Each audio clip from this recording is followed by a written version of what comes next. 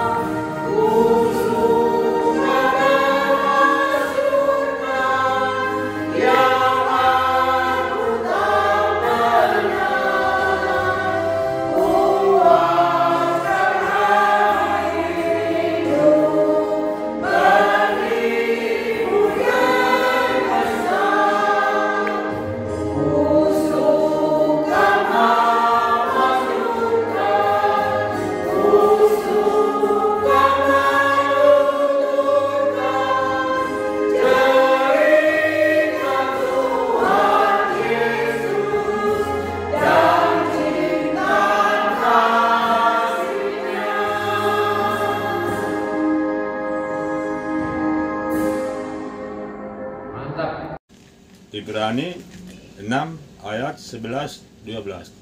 Tetapi kami ingin supaya kamu masing-masing menunjukkan kesungguhan yang sama untuk menjadikan pengharapanmu suatu milik yang pasti sampai pada akhirnya.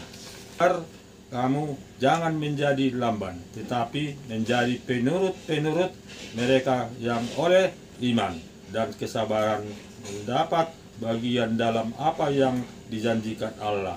Demikian firman Tuhan. Saudaraku yang terkasih di dalam nama Tuhan Yesus Kristus, apakah saudara pernah berpikir atau mungkin saudara bertanya-tanya apa sebenarnya yang menjadi hal yang begitu fundamental terkait tentang pengharapan? Memang kita sering sekali membahas tentang pengharapan. Dari kitab Ibrani ini kita menyadari bahwa sebenarnya pengharapan itu menjadi sesuatu hal yang sangat penting. Jika Paulus mengatakan bahwa akan ada 3 hal yang tetap, iman, pengharapan, dan kasih. Pengharapan itu berada di tengah-tengah. Dan ternyata ketika kita melihat rujukan kepada teks kita hari ini, banyak orang menjadi lamban dalam hidupnya karena mereka memang tidak memiliki harapan. Ketika saudara putus asa, tidak memiliki harapan, apa yang saudara akan kerjakan? Ada orang yang karena menyadari bahwa tidak lagi ada harapan, akhirnya dia terduduk dan diam. Dia menjadi pasif dan akhirnya dia digilas oleh hal yang sangat mengerikan. Karena dia tidak lagi bergegas dan tidak lagi memiliki pikiran apapun untuk melakukan sesuatu hal. Kita harus memiliki harapan dan itu menjadi sesuatu hal yang sangat penting. Dan dasar itulah yang membuat Paulus mengingatkan jemaat yang ada di Ibrani ini terkait tentang bagaimana mereka melihat kepada prospek masa depan. Kita telah memiliki iman kepada Kristus, dan itu akan menjadi dasar kita untuk berharap. Ketika kita tidak memiliki hal yang begitu objektif untuk kita berharap, dan tidak ada landasannya, maka sia-sialah kita melakukan sesuatu itu. Tetapi puji Tuhan, kita telah memiliki iman yang benar, sehingga pengharapan kita juga menjadi sesuatu hal yang benar. Tugas kita saat ini adalah bagaimana kita bersungguh-sungguh untuk melakukannya. Bagaimana kita tidak menjadi lamban. Bagaimana kita menjadi orang yang sangat-sangat luar biasa dan mengoptimalkan apa yang kita boleh kerjakan. Saya teringat dengan apa yang pernah dikatakan oleh seorang hamba Tuhan. Ketika kita sudah memiliki umur yang sudah semakin tua, maka kita harus perlu mempercepat langkah kita. Jika kita sedang berada di turunan, kita harus memacu supaya kita menjadi lebih cepat lagi. Itu dikatakan untuk membuat sebuah peringatan kepada kita bahwa ternyata kita harus mengejar ketertinggalan kita. Jika seseorang tidak memiliki harapan, dia akan terus tertinggal. Tetapi ketika kita masih memiliki harapan, maka kita akan terus bergegas, dan terus bergegas. Bukankah Yesus Kristus berkata bahwa tidak ada hal yang mustahil baginya? Maka karena tidak ada hal yang mustahil lah, sehingga kita masih memiliki harapan itu. Saudaraku yang terkasih di dalam Yesus Kristus, Rasul Paulus mengatakan kepada jemaat ini, tetapi kami ingin supaya kamu masing-masing menunjukkan kesungguhan yang sama untuk menjadikan pengharapanmu suatu milik yang pasti sampai pada akhirnya. Jika kita melihat kepada teks ini, kita boleh berkata satu hal, bahwa akan ada orang yang kehilangan keselamatannya. Mengapa demikian? Karena mereka tidak sungguh-sungguh hidup di dalamnya. Mereka menyia-nyiakan pengharapan mereka.